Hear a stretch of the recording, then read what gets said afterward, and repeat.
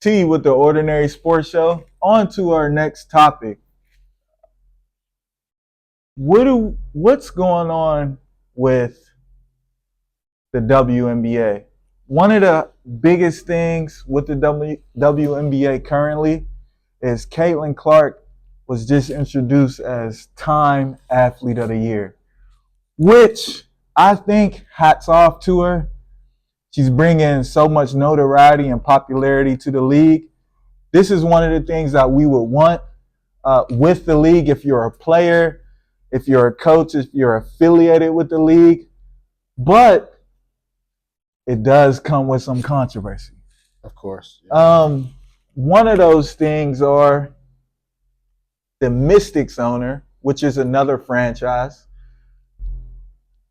She said maybe the whole WNBA should have been pictured on Time Magazine Athlete of the Year instead of one individual. What you think about that, Rio? All right, so we gotta dive back a little bit. Who is the Mystic owner? So Sheila Johnson is the former wife of Bob Johnson, the former owner. She was the co-founder of BET Black Entertainment Television. Okay, so you have to kind of take in consideration the point of view that she's coming from. Absolutely. I understand where she's coming from, but you gotta look at it as a whole like this. They're not doing that, and to be frank with you, I don't think that they should do that, because the other side of the coin will say that's woke culture. There's not a, why do a whole team have to be the person or the athlete of the year for the whole league? Mm-hmm. We understand that Caitlin Clark did not start the WNBA. Like, she didn't start it, right? It's been around for a while now. Absolutely. She also is not even the best player in the WNBA. And I believe she knows that. Absolutely. But that doesn't mean best player doesn't equal star. Or the most popular. Yeah, absolutely. At the end of the day, the WNBA as a whole should take advantage of the fact that they're getting a lot of viewership, they're getting a lot of attention, people are engaged in the actual game and wanting to know the names of the players. And it didn't even really start with Caitlin Clark, to be honest. It started with South Carolina's team. It started with LSU team back in college. Caitlin Clark as an individual in Iowa started getting hot. Yeah. That whole competition from 2022, 2023 is what carried on into the WNBA. Absolutely. There's always going to be stars. Do you feel like Magic Johnson and Larry Bird felt super resentment towards Michael Jordan when he came into the league? His first 7-8 years, he didn't even have a championship. They had plenty of championships, but he had the number one shoe, the number one jersey, Air Jordan. They was already calling him the greatest basketball player they ever seen without any rings. That saved the NBA. Absolutely. But we're not forgetting the people who pioneered it, from the Dr. J's to the Magic and Larry Bird, ushering in a platform to where Michael Jordan can shine and make it global with the Olympics and everything like that. Caitlin Clark is just the hottest thing right now, and she's really good. So if for Miss Johnson, if you really want to draw some more attention to everybody that's really good in the WNBA, I think it's on behalf of those teams and then those players marketing, because they're businesses. At the end of the day, they get endorsement deals, they get branding deals. You should have a social media marketing team. You should have a publicist that should push these players. A'ja Wilson is becoming more and more of a household name. Absolutely. She got a Nike contract. Yes. She's clearly the best player in the WNBA, and it ain't even close. Absolutely. Now, how can you market her better? Absolutely. As a league. As as a franchise owner. And as a franchise owner. Don't say what Time Magazine should have done. What are you doing? Because they could have literally not said anybody from the absolutely. WNBA. When was somebody for the WNBA ever? Absolutely. This got to be the first time. So you bring up a lot of points that I wasn't thinking about, but it automatically gave me some fuel. Is one, this is Time Magazine. When will they ever put a woman athlete on there? And they probably have, but from the WNBA, the WNBA is not a big popular league in the United States, honestly. So to have a WNBA player as the Time Athlete of the Year, which I'm thinking, and I'm not sure if it's a female athlete of the year and then it's a male athlete, but just one of those athletes of the year that Time Magazine represents comes from the WNBA. Come on. Instead of putting hate on that, there you go. You need to put fuel behind that. You need to put energy behind that.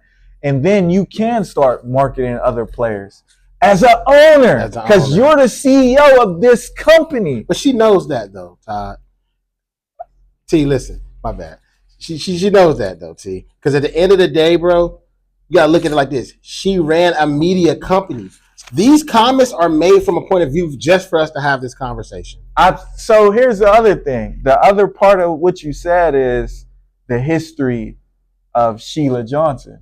Is that she ran or was one of the runners or co-chairs or CEOs or leaders in the room of BET, Black Entertainment Television.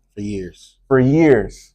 And that history and that connection to Black entertainment, to not, and I could make it cool and say the culture, but to honestly, to think about a person who's so connected to our community, and sometimes we take things very personal. When she, and we're all so connected. We live it. This is our life as Black Americans, and you can say African American, whatever you want. A person born in the United States, coming from the communities that we come from, who are of Black skin, you experience some of the most treacherous things and mistreatment we know. So you're so connected to the struggle, honestly, the tragedy of us, and to come with the triumph or the excellence of us, of what she has done. A CEO of a media conglomerate, one of the biggest that an African American or a Black individual has ever put together. BET, Black Entertainment Television. To a franchise owner in sports. Hats off to her. She's one of our heroes.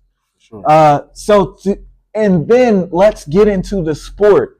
The WNBA has a long lineage of athletes who perpetuated the brand, not only their team, but the brand of women's basketball. They have looked like us. And now to get the green light or the hats off to an athlete of the year from that league is a white woman. I mean, so you see some. There's something in there. There's something to unpack. But let's be honest. Just what he said. One, I love that we highlighted South Carolina with Coach Staley down there. One of the best coaches in college basketball, bar none. Exactly. And a Hall of Fame basketball player herself. Absolutely. Story. Out of Philly. point guard, Dawn Staley. We know who you are. Salute you, coach. Salute. One of our favorite players of all time. And best dressed. You always She's fly. Louis Vuitton Dawn. Yeah. We know who you are. Yeah, we know who you are. Always fly. We know who you are. Then you also have LSU. Highlighted them. What a great team, great roster. And, you know, their coach is not black, but she definitely represented the sport. She's a Hall of Fame coach as well. Absolutely. Won a national championship as a player herself. Angela Reese had a pretty good rookie year as well. Exactly. And one of her prodigies, actually, one of her students of the game, one of the best, had a great impact on the league. So we know, okay, there's a lineage that these individuals they're riding on shoulders of giants. Lisa Leslie, Cheryl Swoops, Cynthia Cooper.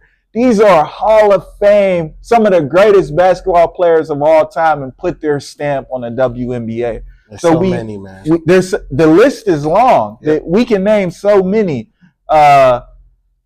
Maya, Samika. I mean, I'm a student of the game, honestly. Don't sleep on me. Yeah. But the thing is, they know. Candace Parker. Candace, one of the goats. One of the goats. Diana, she's still in. I don't know. She might retire this year. Lobo. Yep. But that. The thing about it is, though, Ty, like. Go ahead. Because I see where you're coming from. Ahead. There were players that were non-blacks. Yeah, absolutely. Who also had opportunities to be the faces of the league. Absolutely. The Diana Taurasi's, Rebecca Lobos, and many, many more. Absolutely. Right? Got Sue Birds. We have players who are excellent. I don't think I can understand where there might be like some animosity that you would have preferred that black players, which she even said herself, we have to salute this league was based off of a bunch of black players being the pioneers. The fact that they're even getting any kind of recognition, and she's a part of it, and she's saying, hey, I understand that I come off the shoulders of the journey and the pioneer work that that's what I was black getting women to. have laid before me. She's highlighted that. And it doesn't matter, man. Get the attention. And if you really, really want to, Sheila Johnson, feel like that the league should be highlighted in general, then do that. You come from a media background. You know how to market these players. Either it's for people from your team, or the league could have invested in, hey, we got one player who's hot this way. We can highlight Asia this way with marketing and branding this way. Team up with different companies. I'm pretty sure there's companies like a Rock Nation who would love to have partnerships with the WNBA the same way that they have partnerships with the NFL. Absolutely. I'm pretty sure there's actually athletes like LeBron James that you can have conversations with. Kyrie have donated millions of dollars to increasing the WNBA players' salaries for the last 2 or 3 years. How about you utilize them in their relationship to companies? And their notoriety. Anta, Nike, Clutch Sports, Rock Nation, and say, hey, we want to do partnerships to highlight individual players. In exchange for this, we offer this. And who wouldn't want to be a part of that system that's branding the future of women athletes everywhere? So, but we as individuals can't be coming up with these ideas. They have to come up with these ideas. You can't. Absolutely. Time Magazine is a business that can do what they want to do. Exactly. Why don't you create marketing that highlight the people that you want to highlight? So, little things that I thought about was, one, great points, Rio. Mm-hmm. 2, Caitlin referenced African American women. She did. We love that. Caitlin, we love you. Mm-hmm. The athletes, I'm sure they love you and support you. It's going to be hard on the court. This is a competition. It's supposed to be.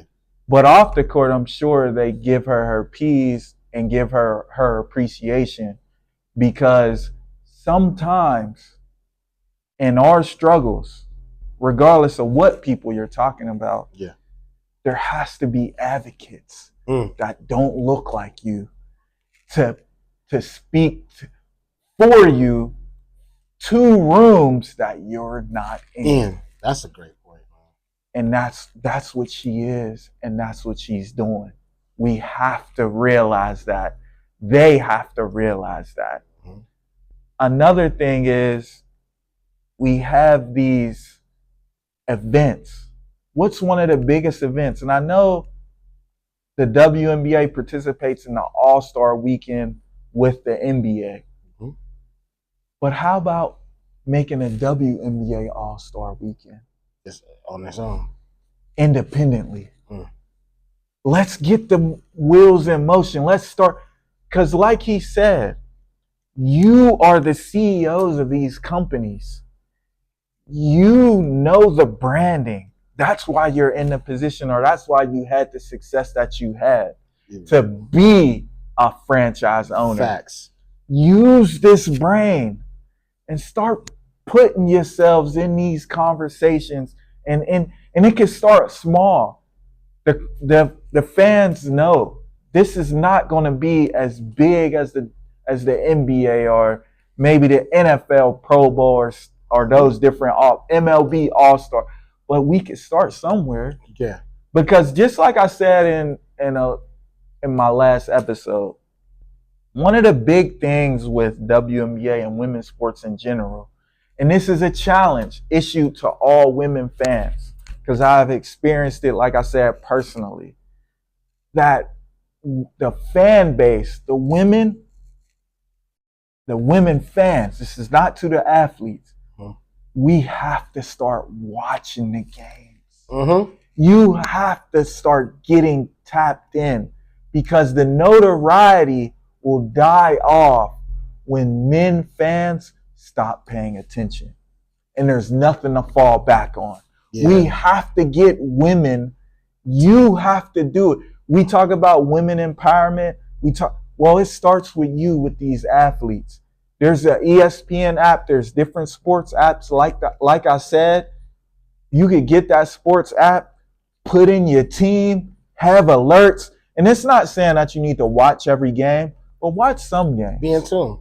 Know what's going on in the sport.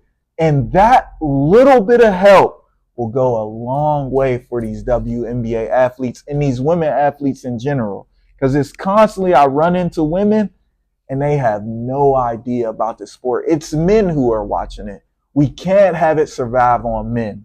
We need women to watch their sports. And I know it's kind of hard to do, because in general, we like what our parents like. Our parents are fans of the NFL team. Our dad, if he has a daughter, his daughter's a fan of that team. WNBA wasn't around. We get it.